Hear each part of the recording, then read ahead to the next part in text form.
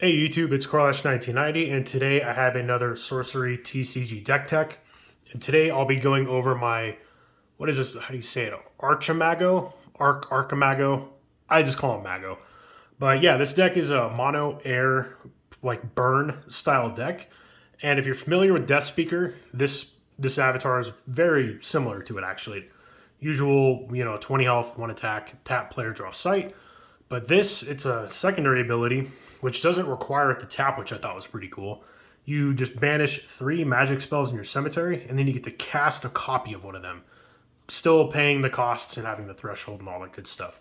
But basically, this guy wants to just reuse certain key spells, a second time, essentially.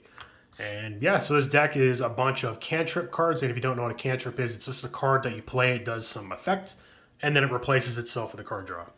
So we'll go over the Atlas first, like usual. And first on our Atlas is Merlin's Tower. And it's a foil one actually, which is pretty cool. Here, I'll actually show the full art on the back. This card has amazing artwork. Probably one of the better cards I got from the 14 boxes that I opened too. But yeah, this site is very cool. It's a triple air threshold, Genesis. This turn it gains Spellcaster, and its next magic spell costs 3 less. So basically, if you have 3 air out, I think this can include itself as a part of that. You play it, gain Spellcaster, and you can cast a spell for 3 less. So ideally, casting a 3 cost or less for free off of the site, which is pretty sweet. And again, Cloud City, not that we really care about the positional stuff with it. It's just a cool, unique site. Another new site that we have, which is Wizard's Den. We got 2 copies of them. And as Genesis, draw a spell, and then discard a spell when the site is first attacked successfully. We don't actually care about the discarding. In fact, discarding helps us fuel our Mago's ability here, getting more like magic spells into the discard pile to have banished fodder, because you have to be able to banish 3 of them. So keep that in mind. But a site that draws a spell, pretty cool. It's a spell, right? Yeah, draw a spell, not draw a card. And we have 2 copies of Observatory. I've gone over this one quite a bit. You basically just get to stack the top of your deck.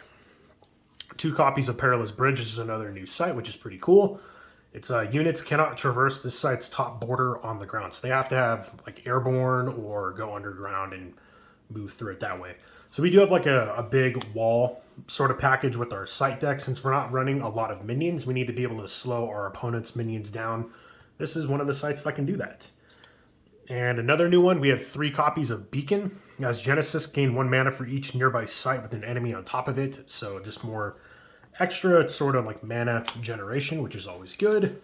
And to continue with the big wall or like roadblock package, we have 3 copies of Mountain Pass. Basically, if a minion's here, no more can enter it, more or less. It's just a way to slow down like mobs and units. And you can like slap a spellcaster unit there and kind of lock the site down.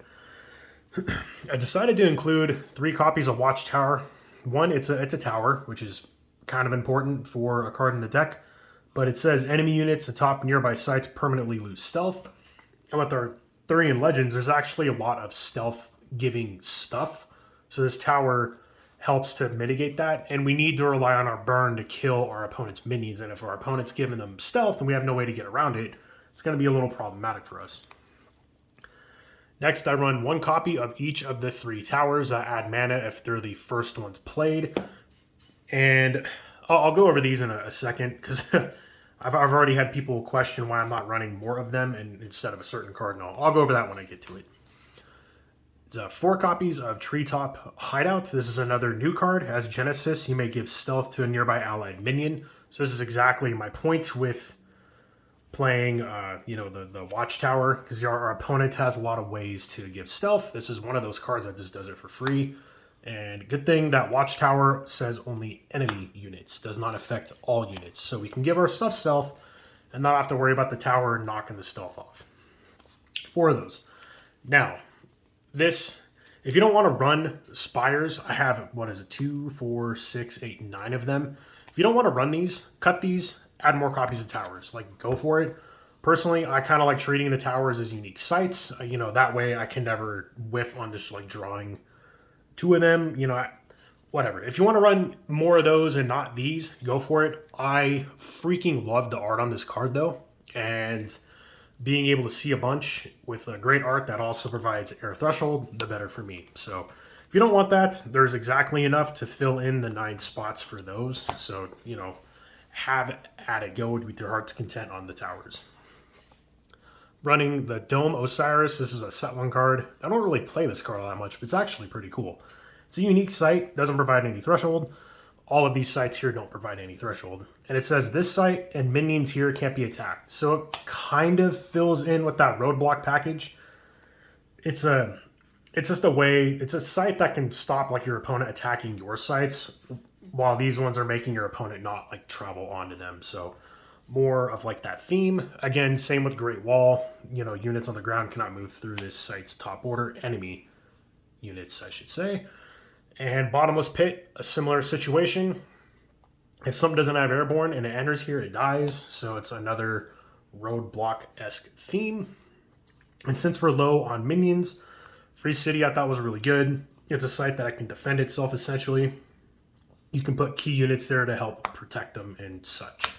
So anyway, that is the Atlas. It's pretty straightforward, just like card draw, card fixing, being able to cast a spell for free, and then a lot of control for what our opponent's doing, while also playing stuff to help protect our units.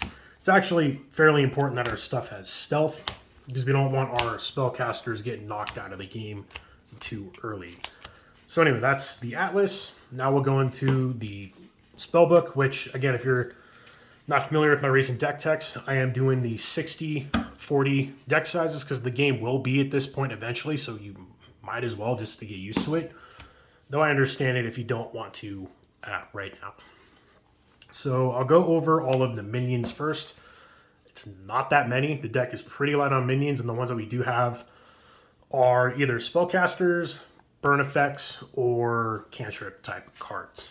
So I have 2 copies of Nimbus Djinn.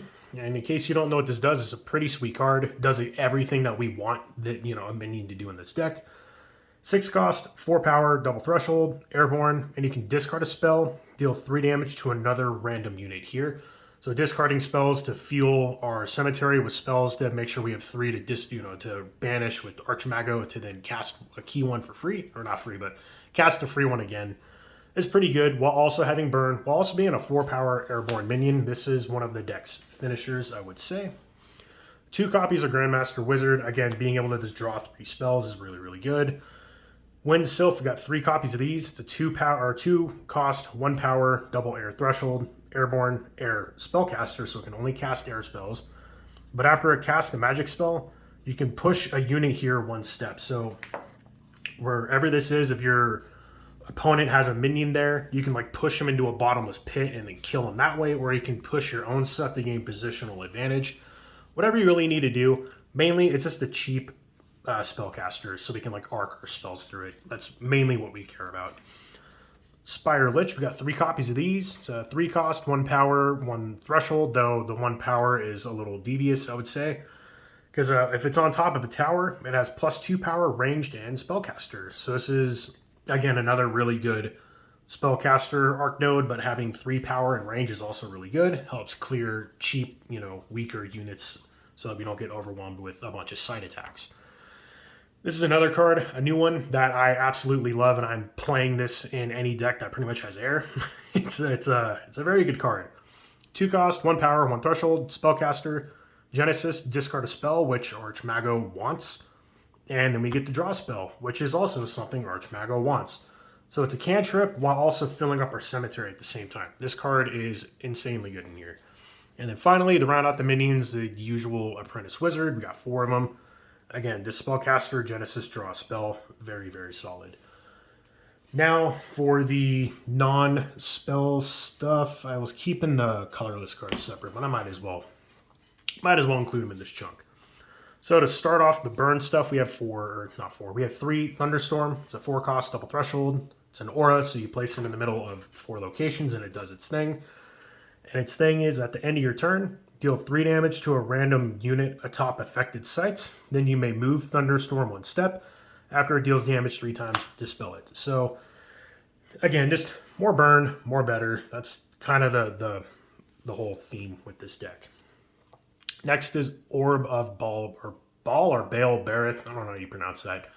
If you're looking to build Archimago, I would highly suggest this being your first purchase if you don't already own one. This card is absolutely insane in a spell-heavy deck. This card's a lot of fun. It's a 5-cost unique monument. And the first time each turn a magic spell is cast nearby, Orb of Baal Barith. I don't know. It creates a copy of it, and then the spell's controller may choose new targets for the spell. So basically, your first spell each turn, this will double it, which is really, really good. So yeah. We also run Merlin's Staff. It's a 2-cost unique weapon. It's kind of funny that it's a weapon, but would have been funny if it was like a walking stick or something. Either way. Bearer has Spellcaster and +1 power for each magic spell they have cast this turn while holding the staff. So, you can put it on Archimago and then cast a bunch of spells, like 3 or 4 of them in a turn, and then buff up his power by like 3 or 4, bringing it to 4 or 5, and then schwacking something. I've actually killed my opponent's avatar with this staff, or got him to Death's Door, and then next turn I swiftly finished him off with a random burn spell. But yeah, Merlin's Staff is also excellent, and if you're looking to build this deck, this is another card I would highly recommend. And then this is our placeholder card. I didn't open a Merlin. Again, out of the 14 boxes, I didn't get a single Merlin or Ring of Morgan. Both of those would hands down go into this deck. But for now, I have this as like a placeholder for Merlin, and I don't know what I would cut. Maybe I'd figure that out later for Morgan's Ring. But the Kithra Mechanism. It's a 1-cost unique relic, and then Bearer's controller determines all random outcomes. So like random with the Nimbus Djinn, random with like Lightning Bolt, so on and so forth. The deck doesn't really focus on this too much, though it can get some use. But again, as soon as I get a Merlin, which hopefully I'll trade for one at Sorcery Con, this is coming straight out of the deck, and Merlin is going right in.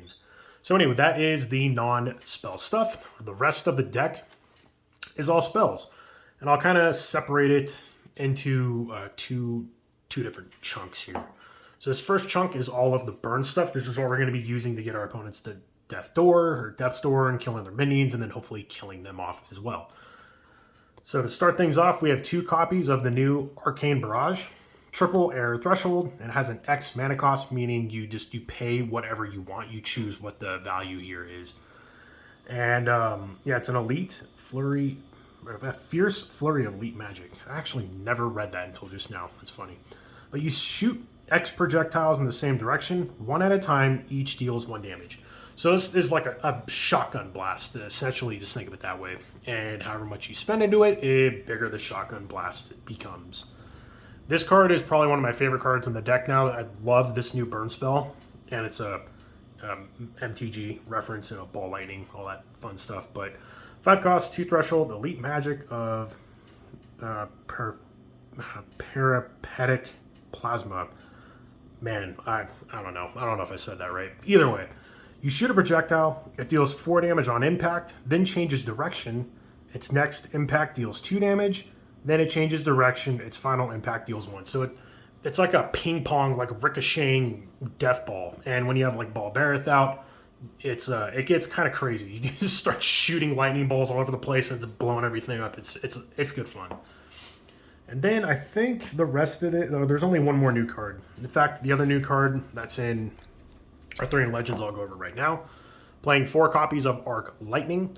It's a 4 cost, 2 threshold, and it deals 4 damage to target nearby unit. So just a very, very good card. It gets rid of a lot of stuff in the format, and it does a lot of damage to the avatar. And with all of our spellcasters, especially some of them having airborne, and then giving them stealth, we have other cards in here to give other stuff airborne to protect our things. It's pretty easy to get to our opponent's avatar to start slinging spells at them.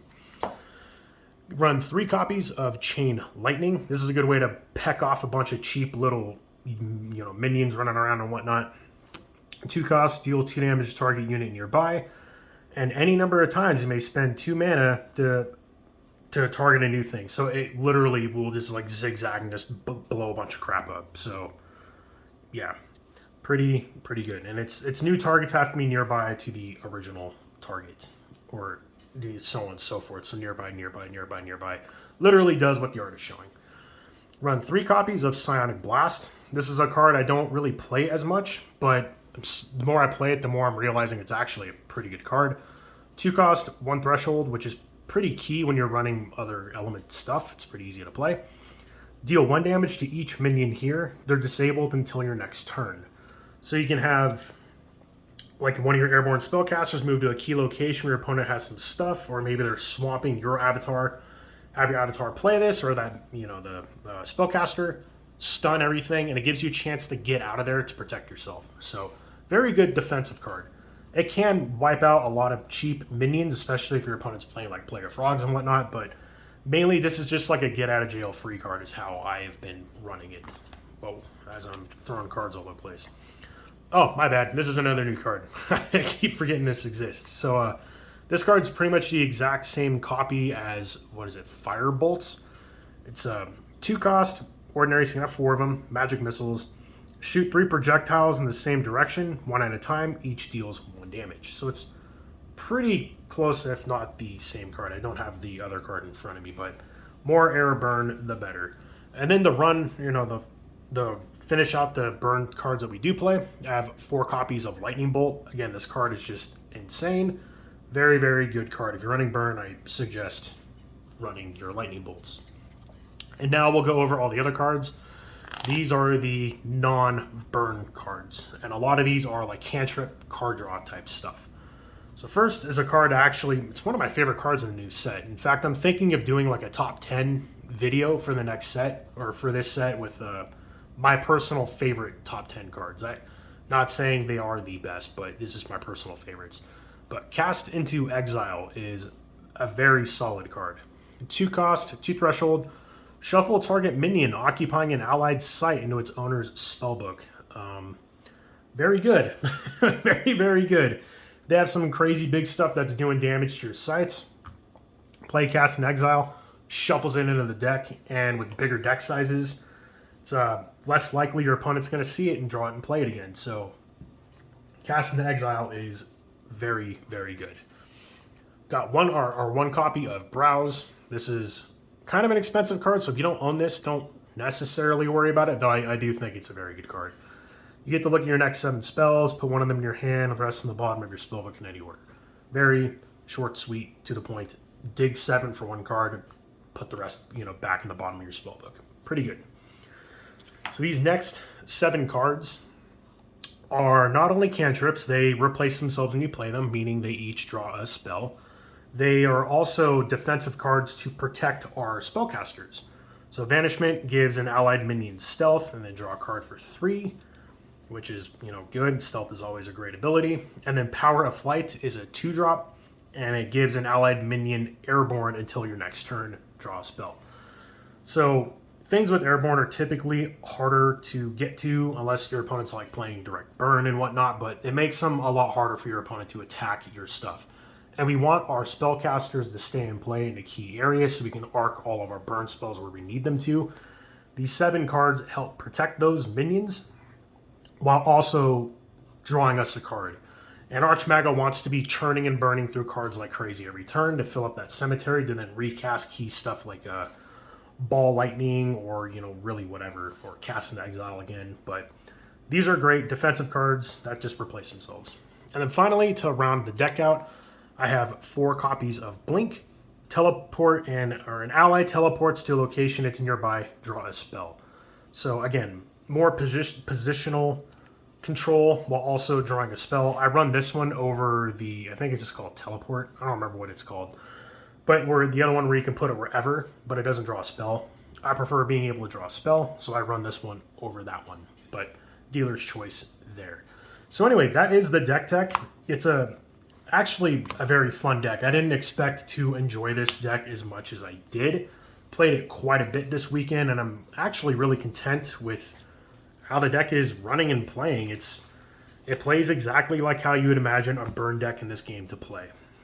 And I've been talking to a buddy of mine in the Team Covenant Discord who is brewing a air water deck and doing a bunch of crazy stuff with replication and like Morgan's Ring and whatnot, and replicating Morgan's Ring a bunch of times.